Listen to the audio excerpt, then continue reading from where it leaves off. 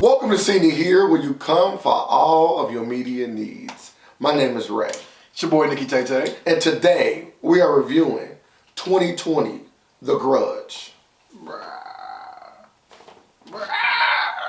little jump scare in there.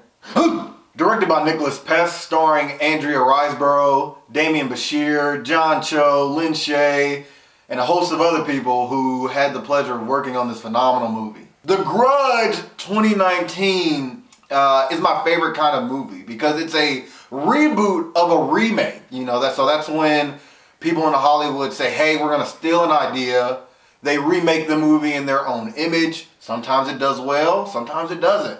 Luckily, in our case, the 2004 film starring none other than Sarah Michelle Gellar was a wow at the box office, shaking the socks off of everyone who saw the film. Because normally when America does remakes of Japanese things, they do really well. And so 2019, the first movie, or not even 2019, 2020, the first movie of the year, they said, hey, we're gonna re-release The Grudge. It was amazing in 2004, and so rebooting it, which always does well, right? A reboot is just what the people need in 2020, is gonna blow everybody away. And by golly, this was the best movie I have seen all year. Easily. Right? This movie was everything I wanted. It was everything I didn't know I want. I can't commend the actors enough for giving me another film in this franchise that I didn't even know I wanted, first off, and that was just simply amazing. I can't say much more about this film. How do I follow up to such high praise? You should continue to praise this movie. I will. I will continue to praise this movie is stellar. It is what you think it is. It's amazing. Keep that energy. I can't. Keep it. I can't. Don't go there. That's the first movie of the year. It's 2020, and I vowed to be honest this year. I am being honest. Everything I said was honest sarcasm. I want to be a more honest version of myself. I was already honest in 2019, but I'm going to be even more honest come 2020, right? And I didn't expect this year to start off amazing, right? I didn't expect The Grudge to be something that I've never seen before. But let me say this. So you've seen this movie before? Oh yeah, absolutely. Let me say how many times now? I don't know what. This is like the fourth Grudge. And I love it every time. Let me say this about this movie. Really, honestly though, I don't think that this movie is bad, and I'm being serious about that. I really don't think that this movie is bad. Okay, now you lost me.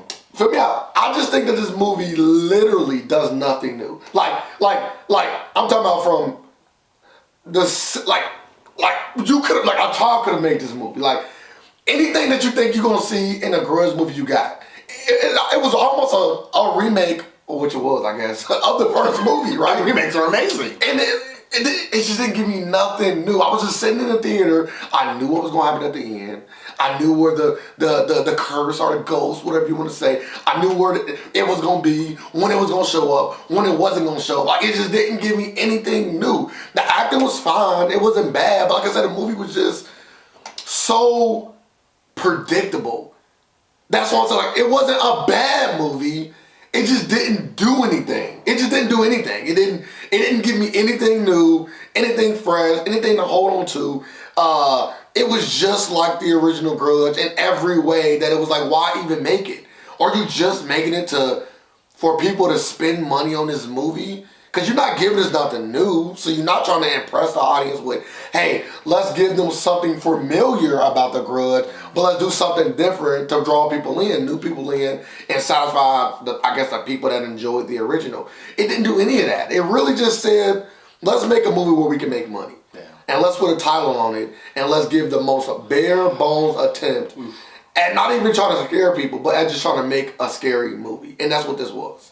Yeah, I'm gonna be honest. I'm gonna be honest now, because I tried to give y'all my New Year's resolution, which was to be positive. I gave a lot of positive spins on this film. But I'm gonna start with, I don't like the original remake. The original Japanese version, Ju-on, is good as it's on its own accord, right? So anytime these Japanese, or I should say Asian film, right? Because not all of them are Japanese. These Asian films are remade by Americans. They more than likely never go well. The Grudge in 2004 did not go well. It was pretty bad, and somehow they spawned 2 and 3 maybe off of it, and now they say, hey, let's reboot and remake that same film in 2020.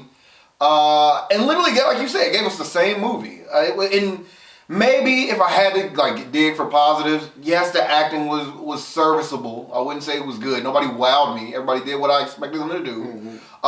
They went more after visuals. They tried to be a bit more shocking, which I can appreciate. But at its core, just like with the 2004 movie, it's boring.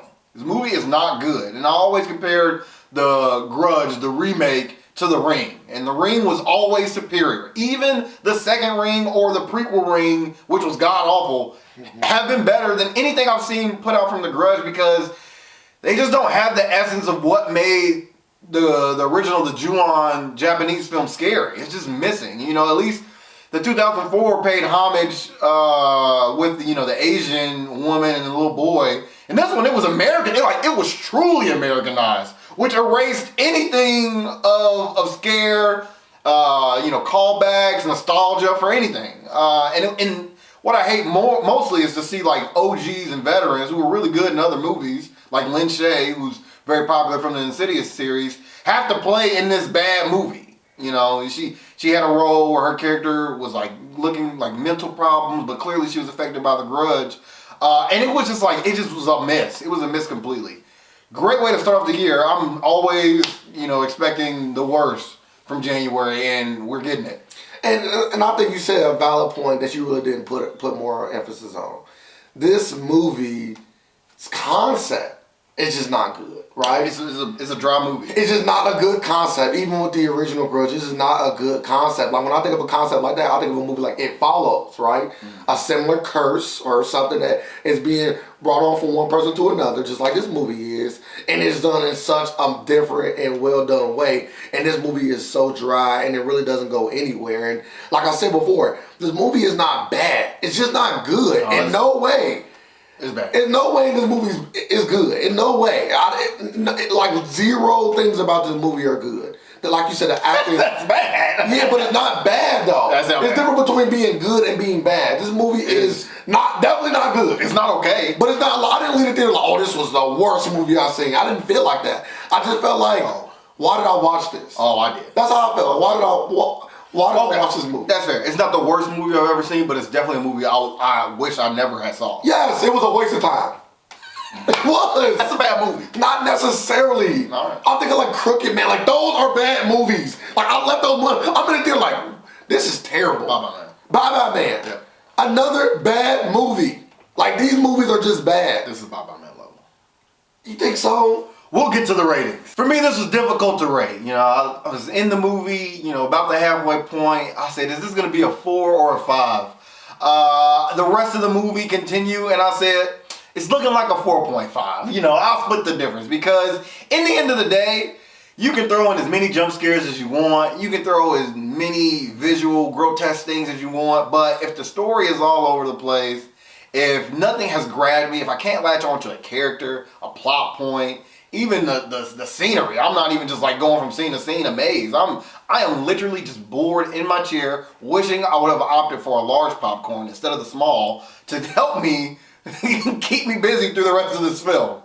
So, a 4.5, like I said, this movie is not good. I do not recommend this to anybody, even if you're a fan of the franchise. If you said, I really like the Grudge films, don't waste your time seeing a movie that you've already seen before. Just don't. If this is your first time watching one of our reviews, we have a grading scale from 1 to 10. We have never gave anything a 1. I can't wait till the day we can, because that will be... I have given something a 2. Yes, you have. I think I've given something maybe a 3 at my lowest. But we always say anything a 5 or higher is at least worth a checkout. Maybe you gotta go out and see it, but if it was on TV, you don't have to turn from it. Yeah, or if you want to go to sleep to something on Netflix, let it play. Catch the first 30 minutes, and if it gets you, it gets you. If it don't, go to sleep. Absolutely, I agree with you. But this movie is so bland that I would say it's not worth watching. I don't want anybody to waste their time on this film. But, like I said, I do not think it's bad. Yes. I still want to stress that. I don't think it's bad. To give you a number. I will have to give this movie a 4.9. That's bad. It's right under the threshold as something that is worth Watch it. Like I said, I don't want to say it's bad, but I'm giving you a rating that indicates that it's bad. I will. It's because bad. It's not worth watching. It's a bad movie. It's just not worth watching. I can't stress it enough. It just literally does nothing. They did great things. You know, I saw the effort for, you know, the environment, the shading, the darkness. It felt, you know, like, oh, there's this constant thing looming. By atmosphere, barely. You know, like, it's a lot of movies that has that same atmosphere and it you really feel it, right? Like, I could see the attempt. You know, it was like you shot the free throw, but you airballed. But I like the casting. I like the actors. I like the There's things that they done in this movie that they done was well. I like the casting. I like the attempt at the environment that they were going for. I like what they idealized a reboot remake should be. I like everything that they did except for the execution. It all fell flat. And I wish somebody on the set, when they reviewed this movie, said, you know what? This is not scary. This is not enjoyable. We need to do something about it. I can't believe that anybody, after the editing review, said, yeah, this movie is going to get them. It didn't. This is not a good way to start the year off. But I am looking forward to next week. That completes the review of The Grudge 2019 or 2020, whatever. You know, it's here, and I hope you miss it. You know, it's been a good post-decade of horror movies, and this will not be in one of them. You know, I'm looking forward to titles this year like Antebellum, you know, where we get the real heavy hitters. Nobody expected The Grudge to be good. Let's be honest. Nobody expected The Grudge to be good. But if you were one of the ones that were excited for it, let us know in the comments. If you like the 2004 version, if you are a hardcore fan and you only watch the Japanese version, let us know. You know, I doubt we got any viewers like that, but hey, you could always surprise me. If you like our reviews, make sure you check out our older content. We will continue to provide you with the best of the best in movies and entertainment. And as always, don't forget, you've seen it here. Like, even the best scene with the hand coming out the head was black because they showed it in the trailer. Like, that was it. You know, and it was like, yeah, I already knew what's coming next. And they never had a next. It never got there. Embarrassing.